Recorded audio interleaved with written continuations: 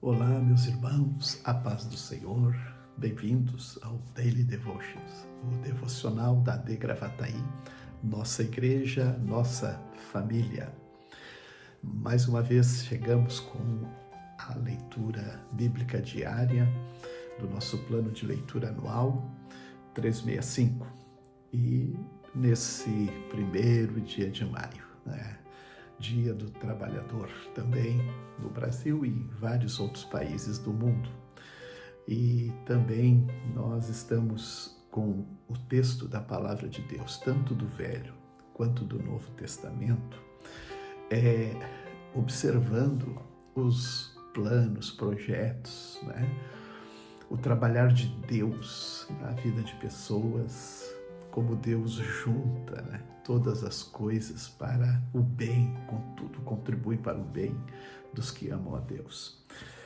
E no livro de Juízes, capítulo 13 e 14, é uma narrativa de uma história muito conhecida, contada nas escolas dominicais, nos cultos infantis, sobre um personagem bíblico que chama muita atenção pela característica que ele toma no decorrer da sua vida e os propósitos de Deus na vida dele, que é Sansão, o homem forte.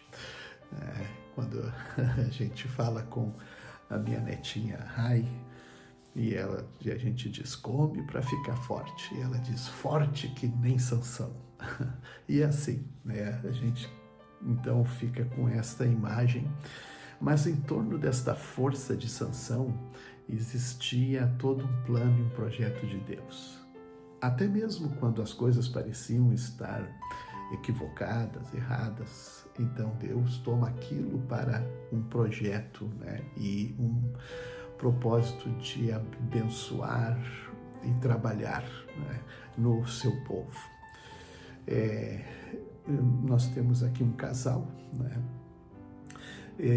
cujo homem chamado Manoá, e ele tem a sua esposa que não podia gerar, mas aí veio a promessa de Deus, Sempre quando acontece um milagre, tem algo muito especial de Deus ali, e veio a orientação, o anjo do Senhor se apresenta e fala do propósito de Deus na vida daquele casal, de gerar um filho, e este filho seria especial, ele deveria de ser nazireu. Nazireu já era previsto na lei de Moisés, para alguém que haveria de se dedicar ao Senhor, ao ministério, ao sacerdócio, de forma que não iria se privar de algumas coisas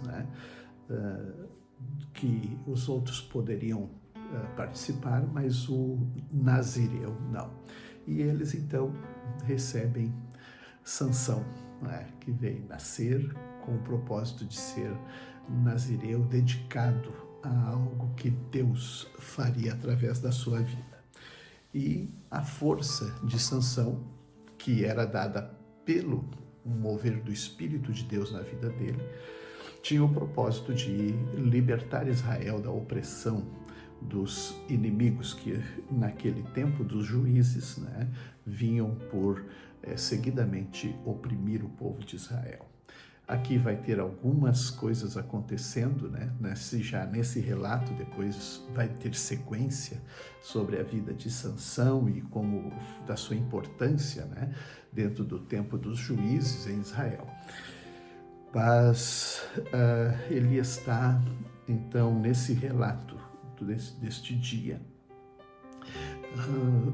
Tem um casamento, ele casa com uma das filhas dos filisteus, vai a Tímina, e através daquele casamento Deus tinha um propósito, assim Deus fala, mesmo que parecia ser equivocado, mas ali tinha um propósito para também mostrar aos filisteus a força e o poder que estava com Israel.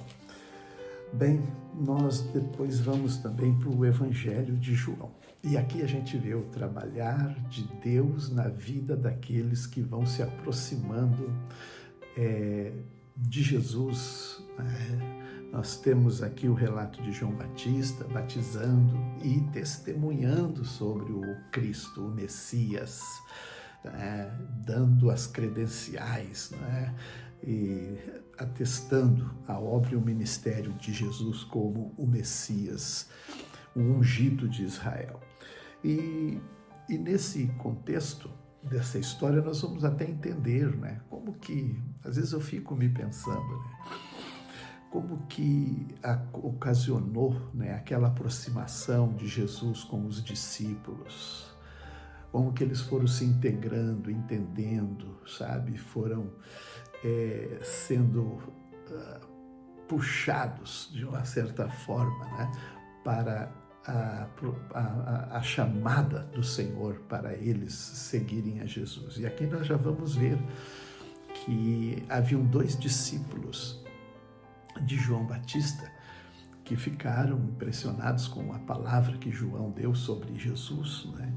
E diz que eles ouviram isso, né, que João falou, eles seguiram a Jesus. Quando Jesus percebeu que eles seguiam ele, perguntou: o que vocês querem? Disse: onde é que você mora, mestre? E aí ele disse: venham, sigam-me, vou mostrar para vocês. E um desses 2 discípulos se chamava André. E André não era nada menos e nada mais do que o irmão de Simão Pedro, né, que foi também... que foi um dos 2 que seguiram, né, e ouviram João falar sobre Jesus. Este André, então, falou para Pedro, sabe, nós encontramos o Messias, isto é, ungido, né? Ele anunciou isso para Pedro. E então ele levou Pedro, que na época se chamava Simão, né, o pescador, que ambos eram de Betsaida, né? E ali Jesus falou com Pedro: tu não vai ser mais Pedro, tu vai ser Cefas, que é uma pedra, né? Ou é Pedro, Petrus. No dia seguinte encontrou Filipe, né? Jesus encontrou Filipe. E Jesus disse: Filipe, segue-me.